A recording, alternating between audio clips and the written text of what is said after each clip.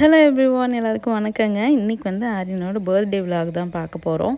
இது பார்த்திங்கன்னா ஆரியனுக்கு காது குத்தணும் இல்லையா, சேம் டே வந்துட்டு பெரியண்ணாவும் சின்னண்ணாவும் வந்துட்டு குலதெய்வம் கோயிலுக்கு கிளம்புறாங்க. எல்லோரும் ஒன்றா வந்து மீட் பண்ணுறதே ரொம்ப ரேராக இருக்குது. ஸோ எப்போ மீட் பண்ணுறோமோ டைம் இருக்கும்போது கோயிலுக்கு போயிடலாம் அப்படின்னு சொல்லிட்டு கோயிலுக்கு கிளம்பிட்டாங்க. எனக்கும் கூட போகணுன்னு அவ்வளோ ஆசைங்க. ஆனால் வந்துட்டு தம்பி பர்த்டே நாளைக்கு, அதனால கொஞ்சம் ப்ரிப்ரேஷன்ஸ்லாம் இருக்குது. கேக் பண்ணணும். அதனால சரி ஓகே இவங்க மட்டும் போயிட்டு வரட்டும் அப்படின்னு சொல்லிட்டு விட்டுட்டேன். ஓகே காய்ஸ், இப்போ வந்துட்டு உள்ளே போயிட்டு ஆக்சுவலாக கேக் பண்ணுறதெல்லாம் விலாக் எடுக்கலாம்னு நினச்சேங்க. பட் வந்து ரொம்ப டைட் ஸ்கெட்யூலாக போச்சு. அண்ணா அண்ணி தான் கிளம்புனாங்க. இன்னும் கொஞ்சம் கெஸ்ட்லாம் நம்ம வீட்டுக்கு இருந்தாங்க. ஸோ அவங்களுக்கு சமைக்கிறது அந்த மாதிரி, ஸோ அதுலேயே டைம் போயிடுச்சு. இது வந்து அண்ணா கோயம்புத்தூரில் லூலு மால் போயிருந்தாங்க, அப்போ வாங்கிட்டு வந்திருந்தாங்க.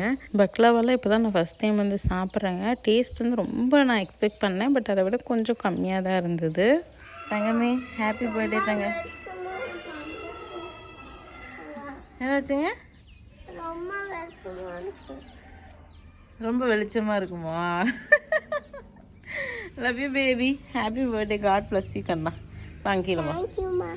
ஓ my sweet baby, you are already 6 ஆயிடுச்சு உங்களுக்கு ஏஜ். வாங்க போங்க. ஆமாம்,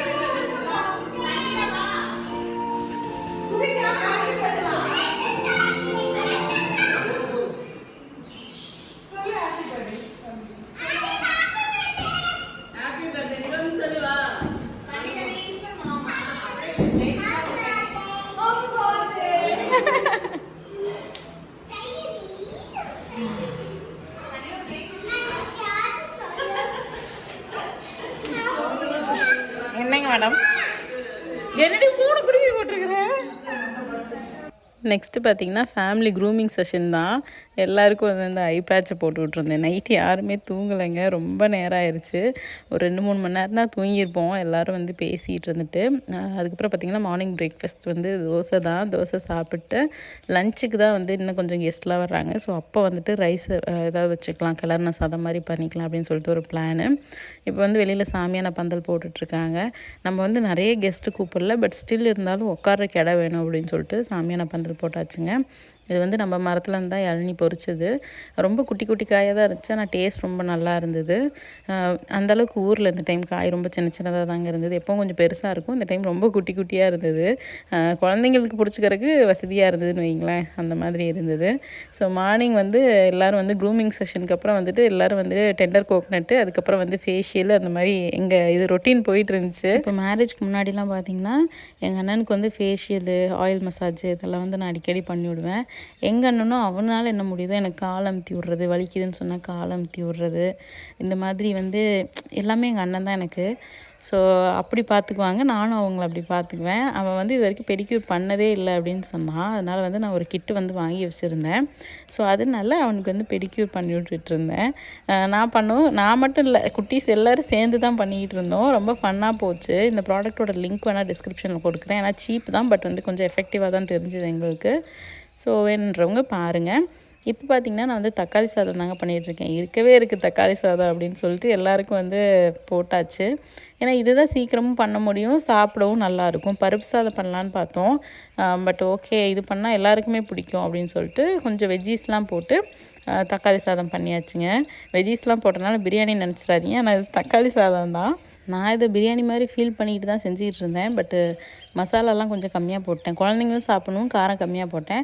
காரம்லாம் கம்மியாக இருந்தனால எங்கள் வீட்டில் ஒத்துக்க மாட்டேன்ட்டாங்க இது பிரியாணின்னு சொல்லிட்டு.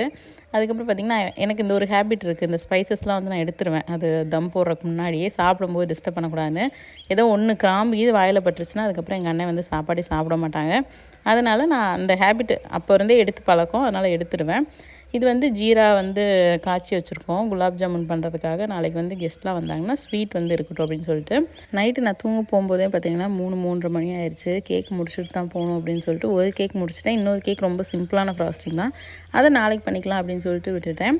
ஸோ 2 கேக் கேட்டிருந்தேன் ஆரியனு. ஒன்று வந்து சாக்லேட்டு, இன்னொன்று பார்த்திங்கன்னா ஸ்ட்ராபெரி. நம்ம இந்த டைம் கொஞ்சம் கெஸ்ட்டும் இன்வைட் பண்ணியிருந்தனால சரி 2மே பண்ணிட்டா எல்லாேருக்கும் வந்து கரெக்டாக இருக்கும்னு 2மே பண்ணிட்டேன். சாப்பாடு பார்த்திங்கன்னா அதான் சொன்னேன் இல்லையா, காரம் கம்மியாக இருந்ததுன்னு ஒத்துக்க மாட்டேன்ட்டாங்க பிரியாணின்னு. அதனால் வந்து எல்லாேருக்கும் வந்து ஒரு ஆம்லேட்டை போட்டாச்சு. இப்போ பார்த்திங்கன்னா பிரியாணி குடல் வறுத்துருந்தோம். குட்டி குடல் குழந்தைங்களுக்குலாம் பிடிக்கும் அப்படின்னு சொல்லிட்டு. ஸோ பிரியாணி இல்லைங்க, தக்காளி சாதம், ஆம்லேட்டு, குடல், இது 3 தான். அப்படியே எல்லாரோடையும் உட்காந்து சாப்பிட்றதுக்கு அவ்வளோ டேஸ்ட்டாக இருந்ததுங்க. எங்கள் அண்ணன் பிரியாணின்னு ஒத்துக்கலைனாலும் இது வந்து அவ்வளோ டேஸ்ட்டாக இருந்தது. எனக்கு ரொம்ப பிடிச்சிருந்தது. அப்புறம் கொஞ்சம் ரைத்தா. ஸோ இது வந்து ரொம்ப ஃபில்லிங்காக இருந்தது. இதுவே சாப்பிட்டு முடிச்சிட்டோம். சம்யுக்தா வந்து தக்காளி சாதத்தை எப்படி சாப்பிட்ணுன்னு டுட்டோரியல் காமிச்சிட்ருக்கா. ஒரு அப்பளத்தை எடுத்துகிட்டு அதில் வந்து கொஞ்சமாக ஆம்லேட்டு, கொஞ்சமாக வந்து ரைத்தா, கொஞ்சமாக சாப்பாடு வச்சு சாப்பிட்டுட்ருக்கா. அவள் வந்து சம்யுக்தா வந்து நிறைய சாப்பிட மாட்டா. கொஞ்சம் சாப்பிட்டாலும் அவளுக்கு பிடிச்ச மாதிரி சாப்பிடுவா. வெரைட்டி ரைஸ் மட்டும் இருந்தால் பத்தாதுன்னு கொஞ்சமாக ஒயிட் ரைஸ் வச்சு ரசமும் வச்சுருந்தோம். சாப்பிட்டு முடிச்சுட்டு எல்லோரும் வந்து குலாப் ஜாமுன் டியூட்டியில் இறங்கிட்டாங்க. இன்னும் கொஞ்சம் நேரத்தில் வந்து இப்போ பார்த்திங்கன்னா டைம் ஒரு 3 இருக்கும்னு நினைக்கிறேன். ஒரு 5க்காவது டெக்கரேஷன் ஸ்டார்ட் பண்ணால் தான் நம்ம வந்து ரெடியாக முடியும். அங்கே வேறு வெக்கப்பட்டுட்டு ஒருத்தன் ஓடிட்டுருக்கான். இந்த பக்கம் பார்த்திங்கன்னா ஜாமுன் வந்து ரெடி பண்ணியாச்சு. சைட் பை சைடு வந்து டெக்கரேஷன்ஸும் நடந்துகிட்ருக்குதுங்க. நான், ஜெயா, அதுக்கப்புறம் வந்து சரவணன் 3 பேர் தான் டெக்கரேஷன்ஸ் பண்ணிக்கிட்டு இருந்தோம். எப்படி வந்து நம்ம வந்து பண்ணணும் அப்படின்னா பாதி பலூன் உடஞ்சிரும்னு சொல்லிவிட்டு நான் என்ன பண்ணேன், செப்பரேட்டாக குழந்தைங்க விளையாடுறதுக்கு தனியாக பலூன் வாங்கி அது அந்த கலர் மட்டும்தான் நீங்கள் எடுக்கணும் அப்படின்னு சொல்லிட்டேன். ஸோ வந்து அவங்க வந்து அந்த கலர் மட்டும் எடுத்து விளையாண்டுருந்தாங்க. நம்ம டெக்கரேஷனுக்கு யூஸ் பண்ணுற பலூன் வந்து யாரும் எடுக்கல. ஸோ அப்படியே ஸ்மூத்தாக வந்து டெக்கரேஷன் முடிஞ்சிருச்சு. பட் வாலில் வந்து ஸ்டிக் பண்ணும்போது தான் விழுந்துகிட்டே இருந்துச்சு. அதுக்கப்புறம் எங்கள் அண்ணனுங்க 2 பேரும் வந்து மேனேஜ் பண்ணிக்கிட்டாங்க. சரவணன் பார்த்துக்கிட்டான். ஸோ அந்த கேப்பில் நான் போய் ரெடி ஆகிட்டு வந்துட்டேன். நான், ஜெயா அண்ணிலாம் போய் ரெடி ஆகிட்டு வந்துட்டோங்க.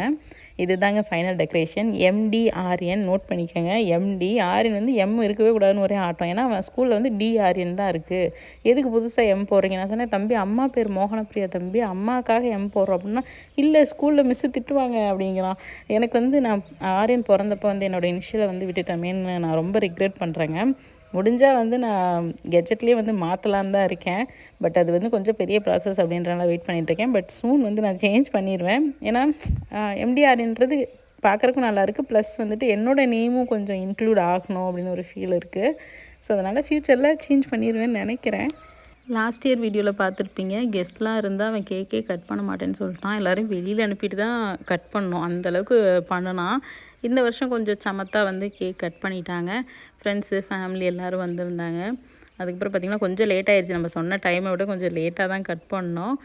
ஆனாலும் வந்து எல்லோரும் ஸ்வீட்டாக வந்துட்டு ஓகேன்னு இருந்தாங்க. ஆரியனோட ஃப்ரெண்டு, அவங்க அம்மா அப்பா 2 பேர் வந்திருந்தாங்க. விவின் ஆரியனோட பெஸ்ட் ஃப்ரெண்டு.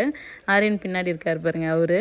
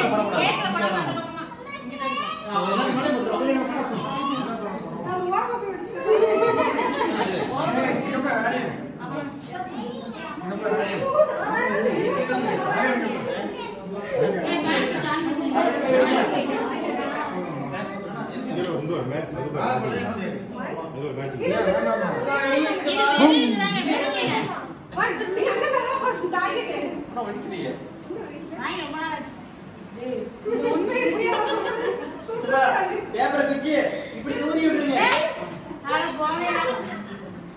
போடுங்க.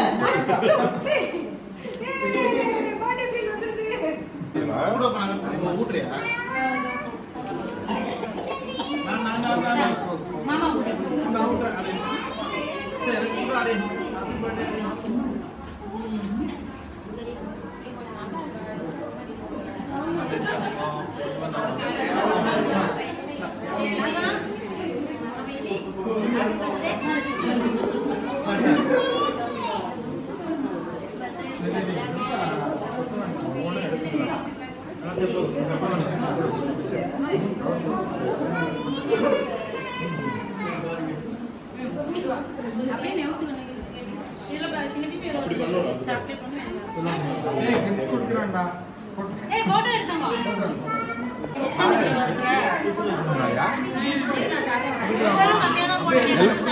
எல்லாருக்கும் வச்சுட்டு அப்புறம் மொத்தமாக கொடுத்துருவாங்க. இல்லை எல்லாத்துக்கும் ஒரே டைம் கொடுத்துருவாங்க. ஓகே தட்டு ஓப்பன் பண்ணுங்க. ஒரு ஆள் சாக்லேட் வைக்கிட்டு ஒரு ஆள் ஸ்பூன் வைக்கிட்டு தட்டு ஓப்பன் பண்ணுங்க. ஆமா ஆமா தட்டு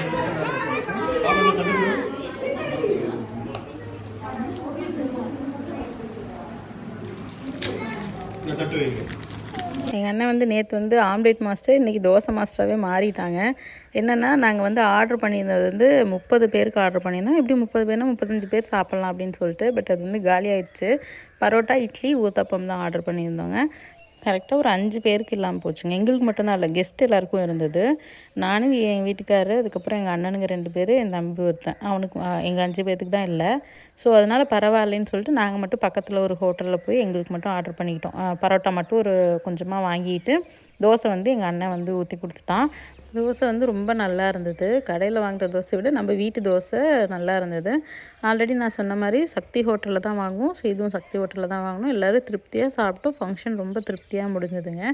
ஃபைனலாக வந்து கேம்ஸ் ஏதாவது விளையாடலாம் அப்படின்னு சொல்லிட்டு எல்லோரையும் கிளப்பி கூட்டிகிட்டு வரக்குள்ளே எனக்கு வயசே ஆயிடுச்சுங்க. அவ்வளோ போராட்டம். அதுக்கப்புறம் கூட்டிகிட்டு வந்ததுக்கப்புறம் எல்லோரும் ஜாலியாக விளையாண்டுருக்குறாங்க. எல்லாருக்கும் வெக்கம் வந்துடுது. பட் வந்துட்டு நம்ம ஃபேமிலியோடு தான் நம்ம என்ஜாய் பண்ண முடியும் இல்லையா?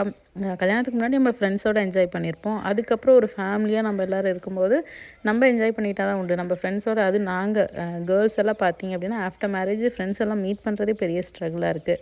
இதில் நம்ம இந்த மாதிரி நைட் ஸ்டே என்ஜாய்மெண்ட்லாம் வாய்ப்பே இல்லை. ஸோ ஃபேமிலியோடு நம்ம என்ஜாய் பண்ணலாம் இல்லையா? ஸோ அதனால நான் வந்துட்டு எல்லாத்தையும் ஃபோர்ஸ் பண்ணி தான் இழுத்துட்டு வந்துட்டு இருந்தேன். அதுக்கப்புறம் எல்லோரும் ஜாலியாக வந்து விளையாட ஆரம்பிச்சிட்டாங்க. முன்னாடி நிற்கிறவங்க வந்து என்னோடய அண்ணி, என் ஹஸ்பண்டோட தங்கச்சி.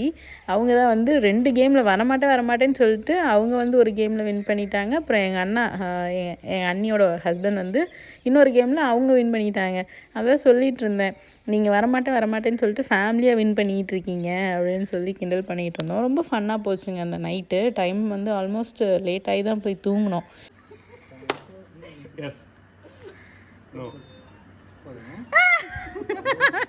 வரணும் வேகமாக சொல்லுங்க.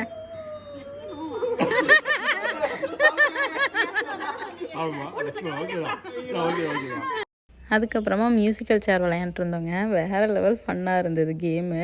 நான் தான் எல்லாத்தையும் ஃபோர்ஸ் பண்ணி கூட்டிகிட்டு போயிட்டு முதலாம் நான் தான் அவுட் ஆனேங்க. ஃபஸ்ட்டு நானே, ரெண்டாவது எங்கள் அண்ணி.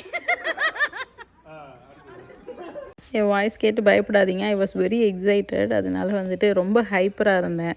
ஆரியன் எப்படி ஃபன்னாக இருக்கும்போது ஹைப்பராக இருப்பானோ, என் குட்டீஸ்லாம் எப்படி இருப்பாங்களோ அது மாதிரி தாங்க நானும். ரொம்ப ஹாப்பியாக இருந்தேன்னா ரொம்ப ஹைப்பராக இருப்பேன். ரொம்ப வாய்ஸ் அதிகமாக இருக்கும். ஜென்ரலாகவே என் வாய்ஸ் லவுடாக தான் இருக்கும். ஜாலியாக இருந்தேன்னா இன்னும் கூட கொஞ்சம் அதிகமாக இருக்கும். இது பார்த்திங்கன்னா மியூசிக்கல் சேரு விளையாண்டுருந்தோம். நான் ஆக்சுவல் வாய்ஸ் ஆட் பண்ணணுன்னு ஆசை, பட் காப்பிரைட் இஷ்யூ வரும், அதனால் ஆட் பண்ணல. நாங்கள்லாம் வேறு லெவல் அப்படின்னு சொல்லிட்டு இருந்தோம். அதனால் ஆரியன் என்னை கூப்பிட்டு, அம்மா வேறு லெவல் அப்படின்னு. அவனுக்கு மீனிங் என்னன்னு தெரிஞ்சதோ இல்லையோ வேறு லெவல் அப்படின்னு சொல்லிட்டு இருந்தான். எங்கள் அக்கா ரேகா இப்போது அவுட் ஆனாங்கல்ல, அவங்க தான் வந்து எனக்கு தம்பி வயிற்றில் இருந்து டெலிவரி ஆகும்போது என் கூடவே இருந்த ஒரு ஜீவன். அம்மாவும் அவங்களும் தான் என் கூடவே இருந்தாங்க. ஹஸ்பண்ட் சிங்கப்பூரில் இருந்தாங்க. அண்ணாவுக்கு ஆஃபீஸ் இருக்கனால அவங்க லீவ் போட முடியாத ஒரு சுச்சுவேஷனு. அப்பப்போ வந்துட்டு ஏன்னா ஹாஸ்பிட்டல் பக்கத்தில் தான் இருந்தது அவங்க ஆஃபீஸு. வந்து பார்த்துட்டு போவாங்க. பட் என் கூடயே அவங்களுக்கு 2 குழந்தைங்க, சின்ன குழந்தைங்க இருந்தது. குழந்தைங்கள ஹஸ்பண்ட்டை விட்டுட்டு எனக்காக வந்து சென்னையிலேருந்து 2 நாள் எங்களை பார்த்துக்கிட்டாங்க.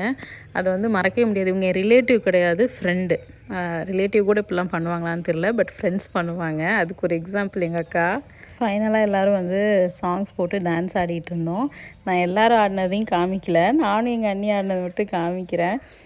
எல்லோரும் ஆடினா அப்புறம் ஃபேமிலி மானமே போயிடும். அதனால இப்போ நானும் எங்கள் அண்ணின்னா நாங்களாம் பயங்கர ஜாலி டைப்பு, எதையுமே ஸ்போர்ட்டிவாக எடுத்துக்குவோம், அதனால் பிரச்சனை இல்லை. ஸோ நாங்கள் ஆடினதை மட்டும் காமிக்கிறேன். ரொம்ப ஃபன்னாக போச்சு. எங்களுக்கு டான்ஸ்லாம் ஆட தெரியாதுங்க, பட்டு ஜாலியாக இருக்கணும்னு முடிவு பண்ணிட்டா இறங்கி குத்துவோம். ஸோ அந்த மாதிரி தான் போச்சு. ஆரியன் பர்த்டே அப்படின்னாவே எனக்கு ரொம்ப ஸ்பெஷல் தாங்க. ஏன்னா 3 நாள் லேபர்லேருந்து 3 நாள் லேபர் பெயின்லேருந்து 3ஆவது நாள் பிறந்தான் அவன். ஸோ அதனால் அதுவே எனக்கு ரொம்ப ஒரு ஸ்பெஷலான மெமரிஸ். அதெல்லாம் நான் நினச்சி பார்த்துட்டே இருப்பேன். தம்பி பர்த்டே மந்த் வந்துருச்சு அப்படின்னாவே. எல்லா பர்த்டேவுமே ரொம்ப ஸ்பெஷலாக தான் நான் ஃபீல் பண்ணுவேன். பட் இந்த பர்த்டே ரொம்ப ஸ்பெஷலாக இருந்ததுங்க. அவரோட தங்கச்சி வீடு, எங்கள் அண்ணன் வீடு. அவரும் 1 இயருக்கு அப்புறம் ஊர்லேருந்து வந்திருந்தார். ஆரியன் ஃப்ரெண்டு அவங்க அம்மா.